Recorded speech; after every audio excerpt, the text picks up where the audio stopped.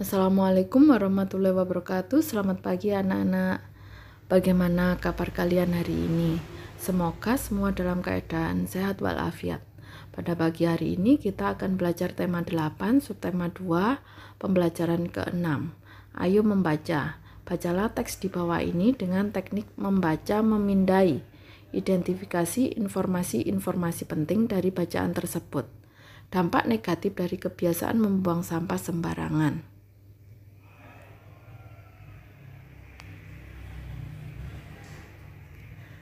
Lingkungan merupakan salah satu sumber daya alam yang sangat besar artinya bagi makhluk hidup. Lingkungan merupakan karunia Tuhan yang tidak ternilai. Tanpa lingkungan tidak akan ada kehidupan. Oleh karena itu diperlukan upaya untuk melestarikan dan menjaga kebersihan lingkungan sekitar dengan sebaik-baiknya. Kebersihan merupakan sebagian dari iman. Itulah slogan yang sering kita dengar selama ini. Oleh sebab itu, kita harus selalu menjaga kebersihan di mana saja kita berada. Kebersihan juga penting bagi kesehatan kita. Kebersihan adalah keadaan bebas dari kotoran, termasuk diantaranya debu, sampah, dan bau. Sampah bukanlah hal yang baru bagi kita. Jika kita mendengar kata ini, pasti terlintas di benak kita sampah adalah semacam kotoran, setumpuk limbah, sekumpulan berbagai macam benda yang telah dibuang ataupun jenisnya yang menimbulkan bau busuk yang menyengat hidung. Dengan kata lain, sampah dapat diartikan sebagai material sisa yang tidak diinginkan setelah berakhir suatu proses. Sampah yang tidak diolah cenderung merusak lingkungan sekitarnya. Sampah merupakan salah satu dari sekian banyak masalah sosial yang dihadapi masyarakat. Masyarakat kota maupun daerah yang padat penduduknya pasti menghasilkan sampah yang begitu banyak. Menurut pandangan sebagian masyarakat, sampah bukanlah masalah, padahal pemahaman ini adalah sangat mengkhawatirkan. Sampah merupakan masalah yang paling besar bagi lingkungan sekitar kita. Bayangkan jika sampah terus-menerus dibuang berserakan di tengah jalan, dibuang di sungai, lautan, atau selokan air rumah kita.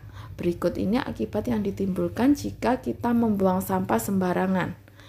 Menimbulkan bau busuk atau pencemaran udara. Di tempat umum seperti taman, jalan, dan tempat rekreasi, sampah yang berserakan jelas berpengaruh ketika orang sedang beristirahat sambil menikmati alam. Hal ini diakibatkan bau yang timbul dari sampah tersebut dapat menyebabkan banjir.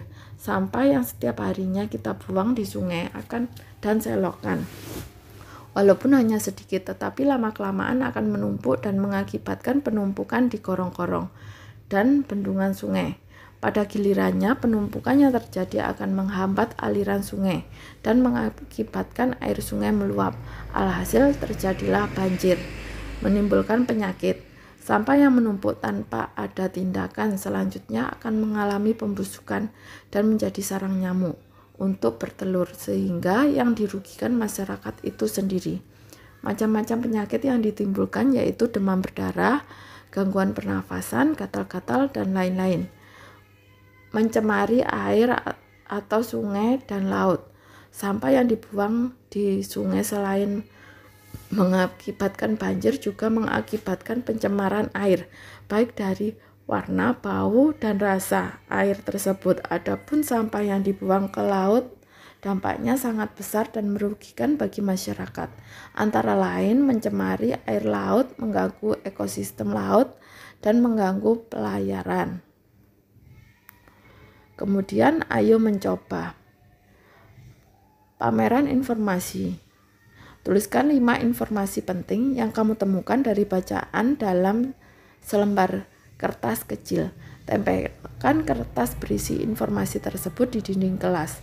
Setelah semua temanmu menempel kertas informasinya, bawalah buku catatanmu dan bacalah informasi-informasi tersebut. Lengkapi informasi pentingmu dengan informasi-informasi penting lainnya yang kamu temukan dari kertas-kertas informasi. Sajikan kembali informasi tersebut dalam bentuk infografis. Lihatlah kembali contoh-contoh infografis yang pernah kamu pelajari di pembelajaran sebelumnya dan rancanglah infografismu. Kemudian ayo berlatih untuk mendapatkan lingkungan tempat tinggal yang nyaman, sehat, bersih, dan bebas dari sampah. Tentu saja memerlukan peran serta masyarakat yang tinggal di lingkungan tersebut. Kamu akan bermain peran memerankan tokoh masyarakat. Sebagai tokoh masyarakat, kamu diminta untuk melakukan penyuluhan kepada masyarakat dan menghimbau masyarakat untuk melaksanakan tanggung jawabmu dalam menjaga lingkungan. Ayo persiapkan kegiatan penyuluhanmu dengan melengkapi format berikut.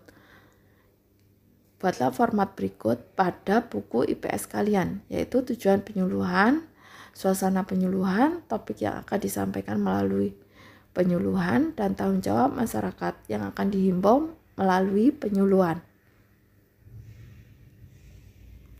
Selanjutnya, ayo berlatih. Lingkungan hidup yang nyaman bukan hanya berkaitan dengan kebersihan dan kesehatan fisik, tetapi juga keseimbangan hidup. Supaya hidup kita seimbang, kita perlu melakukan kegiatan-kegiatan yang menyalurkan hobi kita. Anak-anak di lingkungan tempat tinggal Siti tinggal gemar sekali menari. Ayo berlatih menari bersama mereka.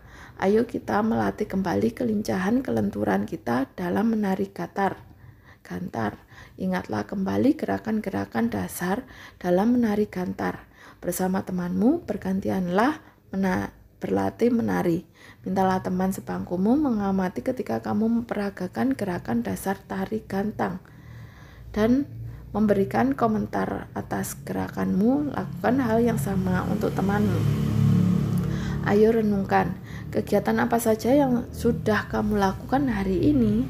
Kegiatan mana yang paling membuatmu tertarik? Mengapa? Apa manfaat kegiatan pembelajaran hari ini buatmu? Untuk kegiatan selanjutnya yaitu kerjasama dengan orang tua.